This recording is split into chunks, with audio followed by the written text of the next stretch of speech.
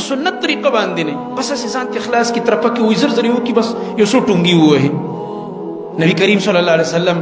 دې مونځ ته لیټ مونځ او زر زر مونځ دې مونځ ته نبی علیه السلام د منافق مونځ ویلی داسې ونه وایي چې دا مولوي صاحب پېښور راغلی او هغه دا خبرې د ځان نه وکړه فتوی ولګوله نه زموږ خولې ډېرې وړې دي او موږ د ځان نه خبره نه کوو الحمدلله د الله کور کې او بیا په منبر ولاړ یو د جمعې ورځ ده دا خطبه ملایکه موري دا د رسول الله صلی الله علیه وسلم حدیث دی زما محترم ورونو نبی علیه السلام فرمایي یو کس د مازیګر مونځ په ځان دومره ناوخته کوي چې بار بار دې نور ته ګوري مړه وایي لا وختي دی مړه لا وختي دی لا وختي دی وایي داسې کوي ځان له تسلی نه ورکوي جمع متې پاتې شو منځونه لیټ کوي د الله نبي فرمایي حتی تر دې پورې چې په ده باندې د انور زیړ شي او دی راولګېږي او وایي څلور ټونګي ووهي د الله نبي فرمایي ګوره ټونګي ووالي تشبیه له څه سره وکړه د کارغه سره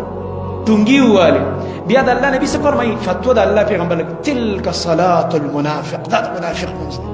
نو ګوره دوه خبرې د منافق د منځ شو یو یې منځ لیټ کو دا د منافق کار دی چې منځ کې څه کوي سستي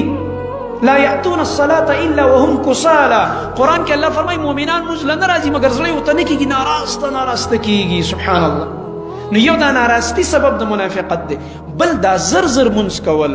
ټونګې وهل او بس سجده او رکوع هېڅ څه اطمینان پکې نه زر زر یې وکړي نبی کریم صلی الله علیه وسلم ته صحابي راغو په مسیء الصلاة باندې هغه مشهور شو صحابي بیا مشهور حدیث دی خلاد بن رافع د دې صحابي نوم دی امام بخاري دا حدیث بار بار راوړی دی دی خپله قصه کوي خلاد بن رافع رضی الله عنه مونځ مې وکړو نبي علیه السلام راته ګوري او چې راغم ما سلام عرض که رسول الله صلی الله علیه وسلم راته وفرمیل وعلیکم السلام ارجع فصلي فانك لم تصلي واپس لاړ شه مونځ وکړه ځکه تا مونځ نه دی کړی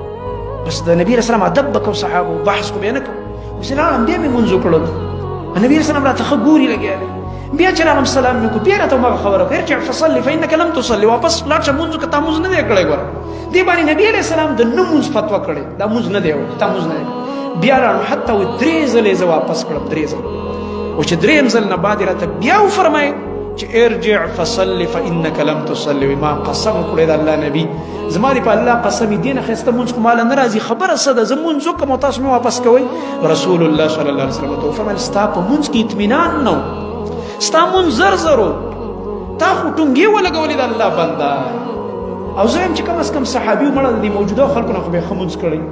صحابي خو و که نه د صحابیت مرتبه څومره اوچته ده او بیا د نبي علیه السلام په موجودګۍ کې کوي زه یم مړه د دې موجوده ټولو خلکو نه به ښه کړه او نن سبا راشه زموږ منځونو ته وګوره سبحان الله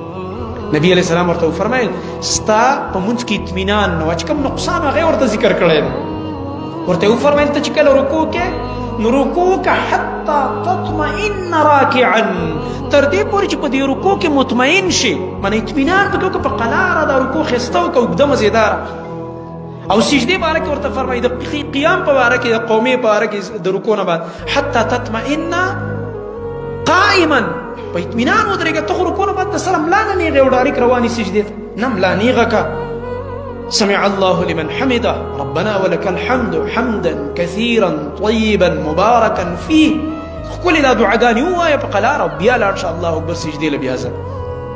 او د دې نه علاوه نورې دعاګانې هم شته خو مسلمانان د دې نه ناخبره دي دا خبرې که نن سبا کې وایي دا څه ناشنا خبرې دا ناشنا نه دي والله دا کتابونه چې د احادیثو پراته دي په دې کې پرتې دا خبرې او دا کتابونه په دې ټولو مدرسو کې ویلی کېږي دا بخاري مسلم ترمذي ابو داود ابن ماجه نسایي او ورسره نور دا مشکات د نبی کریم صلی الله علیه وسلم نه په صحیح سندونو ښکلې طریقه د مونځ د اول الله اکبر نه واخله سلامه پورې ټوله نقل